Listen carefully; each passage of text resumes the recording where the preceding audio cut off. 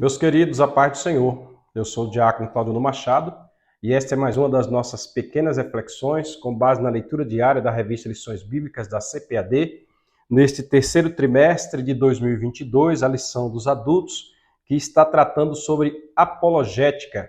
Nós estamos tratando sobre a defesa da fé.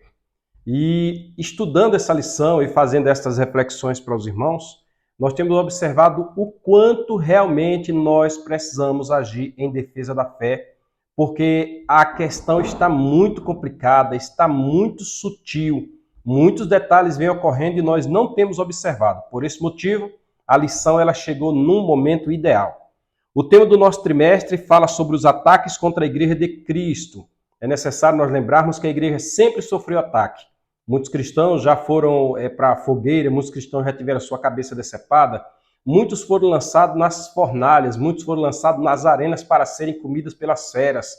Casas de cristãos foram tomadas, suas propriedades foram confiscadas pelo Estado, especialmente no período da Inquisição, e outros momentos da história que eu diria que são pontos negros, negativos da história do cristianismo. A igreja sempre sofreu ataque. E nos últimos dias, mais ainda. Por isso que o subtema fala sobre as sutilezas de Satanás nestes dias que antecedem a volta de Jesus Cristo. Nós já estamos diante da lição de número 9.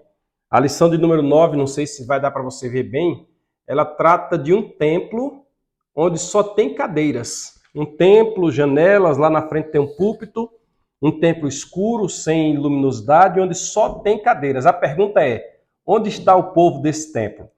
E o tema do trimestre, da lição de domingo próximo, nós é o tema desta semana, fala sobre a sutileza do movimento dos desigrejados. É por isso que este templo desta foto está sem nenhuma pessoa, pelo fato que nós haveremos de tratar nesta semana sobre os desigrejados. Nós já falamos na lição de número 2 sobre a sutileza da banalização da graça. Na lição 3, a sutileza da imoralidade sexual, e tudo isso é dentro do contexto da igreja. A lição 4, a sutileza da normalização do divórcio. Na lição 5, a sutileza do materialismo e do ateísmo. Lição 6, a sutileza das ideologias contrárias à família. Ideologias no plural, contrárias à família. Lição 7, a sutileza da relativização da Bíblia. Lição 8, a sutileza do enfraquecimento da identidade pentecostal. Nós tratamos sobre isso ontem na Escola Dominical, foi uma aula maravilhosa. Deus abençoe o evangelista José Rodrigo, que nos trouxe um ensinamento muito bom, e aos irmãos que participaram da aula de alto nível. Parabéns aos irmãos. E nesta semana estudaremos a sutileza do movimento dos desigrejados. Este é o nosso primeiro vídeo da semana. Como os irmãos sabem, retratando das reflexões, nós geralmente fazemos 6 vídeos. Este é o vídeo 1, você deve assistir este e os 5 posteriores que certamente Deus nos dará o privilégio de gravarmos também. Se não, a gente se encontra na eternidade.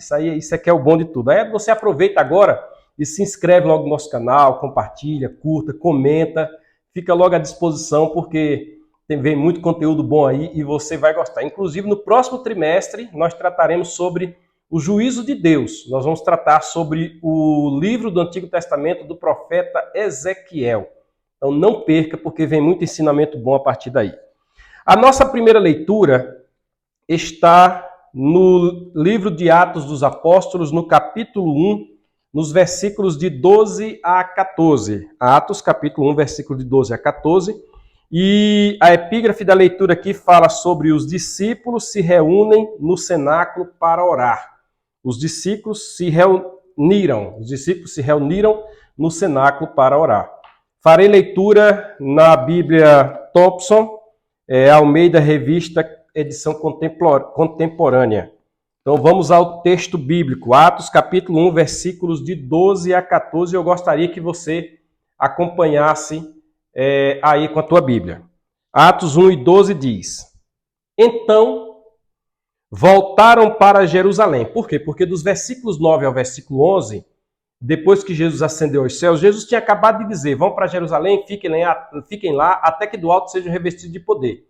E depois que falou isso, foi ascendendo perante eles aos céus e de repente sumiu da presença deles. E eles então ficaram procurando por Jesus, onde Jesus estava. Aí apareceram 2 varões, Versículo 11, que disseram: varões galileus, homens vestidos de branco, eram 2 anjos, por que vocês estão olhando para cima? Este Jesus que em cima foi recebido nos céus, há de vir, como para os céus o vistes ir. Aí nós entramos no versículo 12, que diz: então voltaram para Jerusalém, vindo do monte chamado das Oliveiras, que fica perto de Jerusalém, à distância do caminho de um sábado. Então, cerca de 1.000 metros de distância de Jerusalém fica o Monte das Oliveiras. Versículo 13. Tendo chegado, subiram ao aposento onde estavam hospedados, provavelmente o mesmo cenáculo onde foi realizada a Santa Ceia, né? Estavam presentes, olha as pessoas que estavam presentes nesta reunião: Pedro e Tiago, João e André, Filipe e Tomé, Bartolomeu e Mateus. Por que de 2 em 2? Porque desde ao momento que Jesus enviou na grande comissão, que eles fizeram duplas. Jesus mandou os 70 de 2 em 2, e aqui então o registro de Lucas é o registro em dupla, porque eles estavam em dupla e assim os irmãos procuravam andar naqueles dias. Então, repetindo: Pedro e Tiago, João e André, Filipe e Tomé, Bartolomeu e Mateus, Tiago, filho de Alfeu, Simão, o Zelote, e Judas, filho de Tiago, até para não confundir, porque Judas é um nome comum. Os irmãos podem pensar que é o Judas Iscariotes, mas não é. Judas é um nome comum. Aí o texto no versículo 14 diz: todos esses perseveravam juntos em oração, em súplicas, com as mulheres, Maria, mãe de Jesus, e com seus irmãos, e aí segue. Se você continuar lendo em Atos, você verá que depois da descida do Espírito Santo, eles permaneceram juntos. E todos estavam juntos e tinham tudo em comum. Qual é o problema desta semana? Esta semana nós trataremos sobre o movimento dos desigrejados.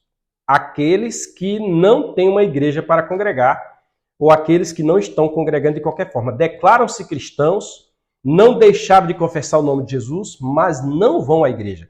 E esta é uma sutileza de Satanás, porque a Bíblia diz: ouvi e a vossa alma viverá. E quando nós nos afastamos da igreja, nós perdemos o calor, nós perdemos aquele sentido de estarmos junto com os demais irmãos, na membresia, na comunhão, no partir do pão, nas orações, como dizem em Atos mesmo. O em Atos ainda diz mais: e toda a alma havia temor, e o Senhor acrescentava à igreja todos aqueles que haviam de se salvar. Então, o movimento dos desigrejados é o que será estudado esta semana, sendo desigrejados aqueles que, por algum motivo, nós fazendo uma breve pesquisa, já descobrimos que existem pelo menos 3 tipos de desigrejados. O primeiro é aquele que, por acaso, não vai mais na igreja, ponto. O segundo é aquele que não vai na igreja porque bota um problema na igreja, ponto. E o terceiro é aquele que, como na parábola do filho pródigo, está perdido dentro de si. Ele não vai na igreja por causa de algo dentro dele próprio. Então, nós vamos esta semana trabalhar esses desigrejados, e não somente apontando para os que estão desigrejados, mas apontando também para os motivos pelos quais alguém se tornou desigrejado. Por quê? Porque já tem chegado ao nosso conhecimento de pastores que disseram: olha, você pode congregar em qualquer outra igreja. Creio que qualquer outra igreja lhe recebe, nós aqui não recebemos.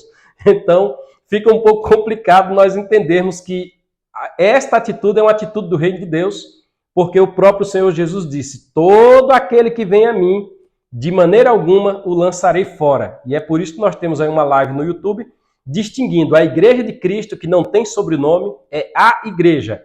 Não é a igreja tal, não, é a igreja. A igreja é a igreja de Cristo. Mas quando ela vem com um sobrenome, é a igreja tal, aí já não é mais exatamente a igreja de Cristo, é um CNPJ, que é um fragmento da igreja de Cristo.